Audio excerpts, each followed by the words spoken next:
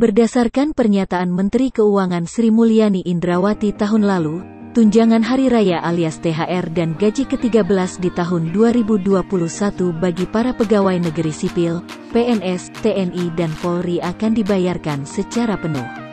Hal tersebut lantaran pada 2020, tunjangan kinerja yang biasanya termasuk dalam komponen gaji ke-13 dan THR tidak dibayarkan. Gaji ke-13 dan THR sesuai polis sebelumnya akan dibayarkan secara penuh sesuai dengan tunjangan kinerja, ujar Sri Mulyani dalam konferensi pers RAPBN dan Nota Keuangan 2021 secara virtual. Menilik pencairan THR PNS tahun lalu, pemerintah menyalurkan THR PNS paling lambat 10 hari kerja sebelum Hari Raya Idul Fitri.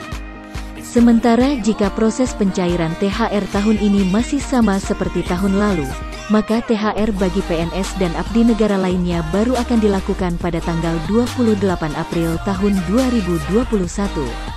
Pasalnya, Idul Fitri tahun ini diprediksi jatuh pada tanggal 12 Mei tahun 2021. Sementara itu, terkait besaran THR yang akan diterima PNS pada tahun ini mengacu pada Peraturan Pemerintah, PP, Nomor 15 Tahun 2019, besaran gaji pokok PNS, berjenjang sesuai golongan dan lama masa kerja yang dikenal dengan masa kerja golongan. Untuk menghitung besaran THR bagi PNS, maka nilainya dihitung dari jumlah gaji pokok yang diterima PNS beserta tunjangan-tunjangannya yang melekat di dalamnya. Hitungan gaji dari yang paling terendah hingga tertinggi disesuaikan berdasarkan masa kerja atau MKG mulai dari kurang dari 1 tahun hingga 27 tahun. Berikut gaji PNS untuk golongan 1 hingga 4, golongan 1, lulusan SD dan SMP, golongan 1A, Rp1.560.800 sampai Rp2.335.800, golongan 1B, Rp1.704.500 sampai Rp2.472.900, golongan 1C, Rp1.776.600 sampai Rp2.577.500, golongan 1D, Rp1.851.800 sampai Rp2.686.500. Golongan 2, lulusan SMP dan D3, golongan 2A, Rp2.022.200 sampai Rp3.373.600, golongan 2B, Rp2.208.400 sampai Rp3.516.300, golongan 2C, Rp2.301.800 sampai Rp3.665.000, golongan 2D, Rp2.399.200 sampai Rp3.820.000. Golongan 3, lulusan S1 hingga S3, golongan 3A, Rp2.579.400 sampai Rp4.236.400, golongan 3B, Rp2.688.500 sampai Rp4.415.600, golongan 3C,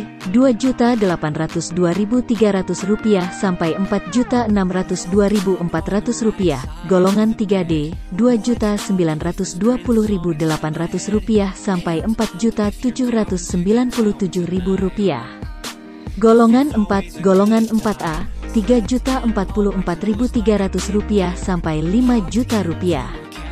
K-time sama dengan 0.4S lebih besar dari golongan 4B, Rp3.173.100 sampai Rp5.211.500. Golongan 4C, Rp3.307.300 sampai Rp5.431.900. Golongan 4D, Rp3.447.200 sampai Rp5.661.700. Golongan 4E, Rp3.593.100 sampai Rp5.901.200. Untuk tunjangan PNS yang melekat, diantaranya, tunjangan kinerja. Tunjangan kinerja atau biasa disebut tukin lazimnya jadi tunjangan paling besar yang diterima PNS. Besaran tukin berbeda-beda tergantung kelas jabatan maupun instansi tempatnya bekerja, baik instansi pusat maupun daerah. Di Indonesia, tukin tertinggi diperoleh oleh PNS Direktorat Jenderal Pajak, DJP, Kementerian Keuangan. Tukin PNS DJP diatur dalam Perpres Nomor 37 Tahun 2015, di mana tukin tertingginya sebesar Rp99.720.000 untuk level jabatan struktural eselon 1, dengan peringkat jabatan 26. Tukin terendahnya ditetapkan sebesar Rp5.361.800 untuk level paling rendah yakni jabatan pelaksana atau peringkat jabatan 4. Contoh lainnya seperti Mahkamah Agung yang menetapkan tukin tertinggi Rp30.560.000 dan terendahnya Rp1.938.000. Tunjangan suami atau istri. Besaran tunjangan suami istri diatur dalam PP Nomor 7 Tahun 1977.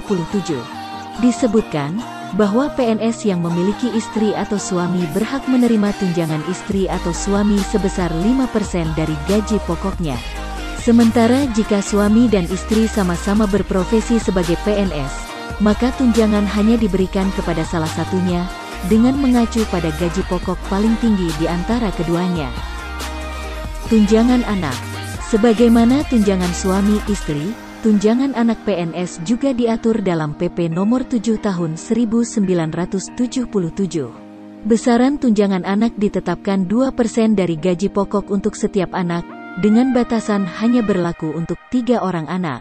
Syarat mendapatkan tunjangan anak, yakni anak PNS berumur kurang dari 18 tahun, belum pernah kawin, dan tidak memiliki penghasilan sendiri, serta menjadi tanggungan PNS. Tunjangan makan. Besaran tunjangan makan diatur dalam Peraturan Menteri Keuangan RI, Nomor 32, PMK, 02/2018 tentang Standar Biaya Masukan Tahun Anggaran 2019, yang diterbitkan Menteri Keuangan pada tanggal 29 Maret tahun 2018. PNS golongan 1 dan 2 mendapat uang makan Rp35.000 per hari, golongan 3 dapat Rp37.000 per hari, golongan 4 dapat Rp41.000 per hari. Tunjangan jabatan.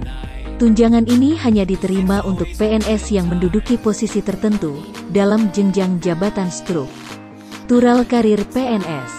Artinya, tunjangan ini hanya diberikan bagi PNS di jenjang eselon. Pemberian tunjangan jabatan diatur dalam Peraturan Presiden Republik Indonesia Nomor 26 Tahun 2007 tentang tunjangan jabatan struktural.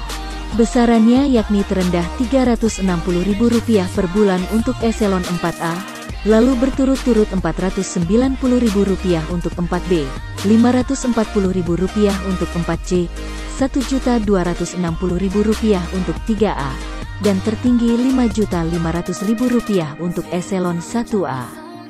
Perjalanan dinas. PNS bisa dikatakan sebagai profesi yang sering merasakan perjalanan dinas keluar kota, bahkan terkadang keluar negeri. Setiap melakukan perjalanan dinas, PNS akan mendapatkan uang saku yang lazim dikenal sebagai Surat Perintah Perjalanan Dinas, SPPD. SPPD ini diatur dalam Peraturan Menteri Keuangan Nomor 07 PMK 05/2008. Komponen perjalanan dinas antara lain uang harian yang terdiri dari uang makan, uang saku, dan uang transport lokal. Gaji ke-13, selain THR, PNS dan pensiunan tentu menanti gaji ke-13 yang diberikan setiap pertengahan tahun. Tahun lalu, pencairan THR dan gaji ke-13 selalu berdekatan.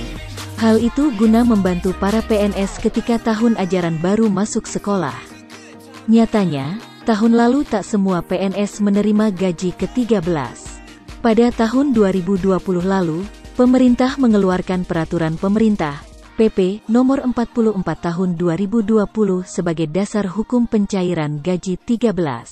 Pemerintah memutuskan hanya golongan 3 ke bawah yang menerima gaji ke-13.